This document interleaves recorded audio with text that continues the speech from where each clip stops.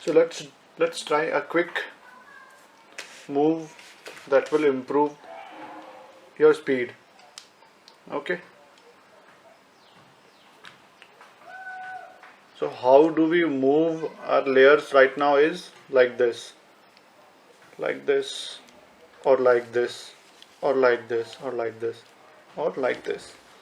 So now instead of using your complete hand like this, or like this, or like this, you will only use two fingers.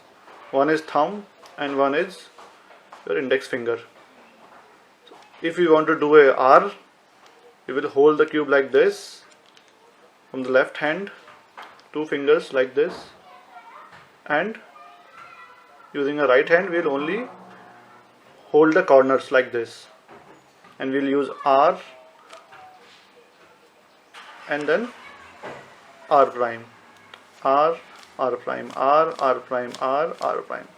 For top layer like this, U, U prime, U, U prime, U, and then U prime.